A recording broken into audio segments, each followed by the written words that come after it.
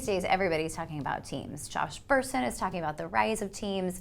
You're on stage talking about teams. That's where the work happens. Why is everybody talking about teams? The reason why everyone's fixated on teams is a couple of things. Number one, everyone is aware that everybody works collaboratively.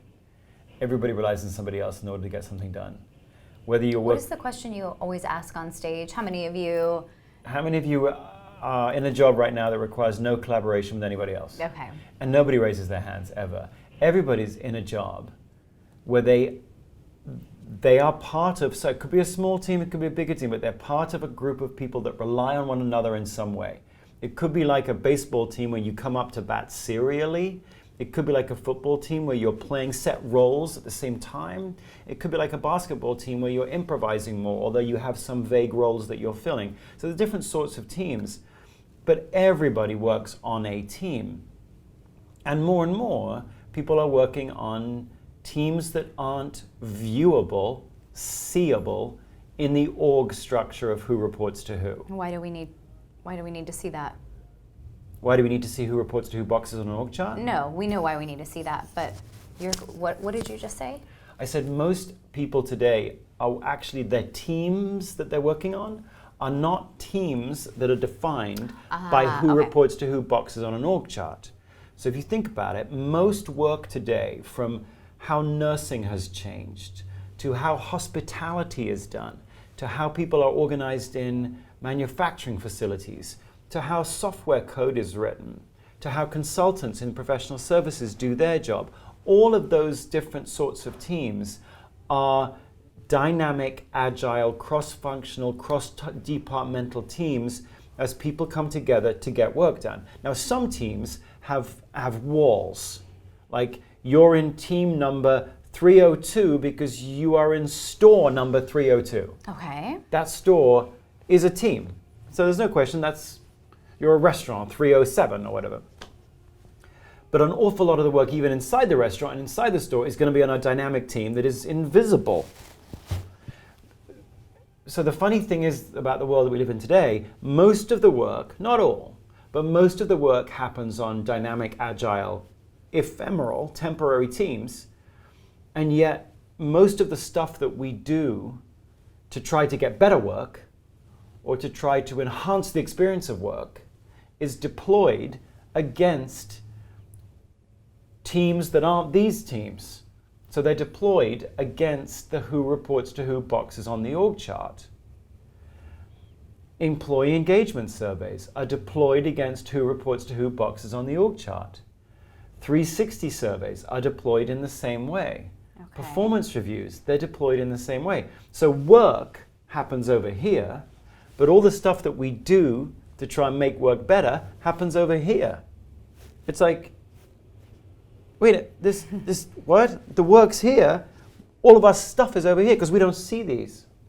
So that's one of the big challenges that we're gonna have to solve, because the current structures that we use to deploy all of our work enhancement stuff, our talent activation stuff too, is over here, and the real work with the real people that we actually work with is over here. So how do we see the real work and the real teams? So that's the $65 million question.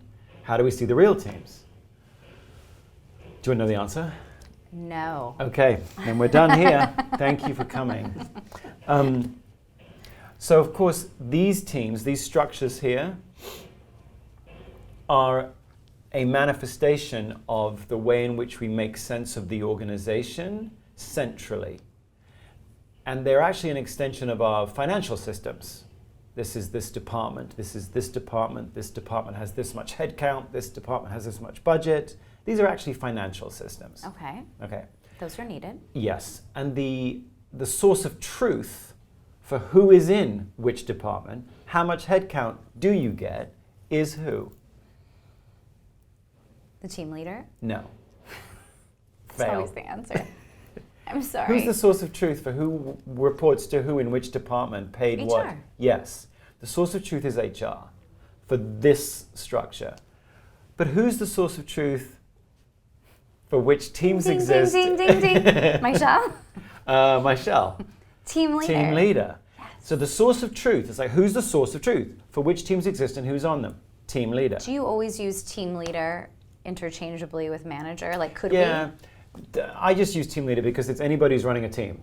It's Anybody who's running a team. Whatever level. If you're running a group of people to go attack a hill, then you're a team leader. Because you never say manager, you always say team leader. I only say team leader because it's because you're always talking about teams. Yes. So, because that's where the work is. I mean, I wouldn't be talking about teams if most people did work individually all by themselves. And you'd go, ooh, interesting.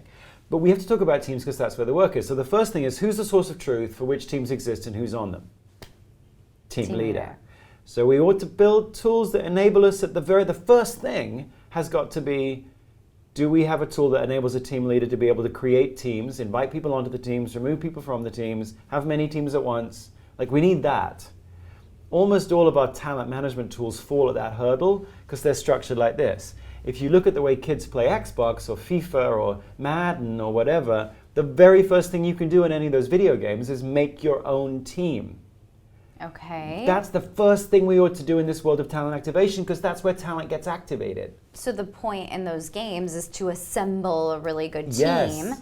It's just that an awful lot of work today happens over here in these dynamic environments. How people feel about diversity happens here. How people feel about quitting or not quitting happens here.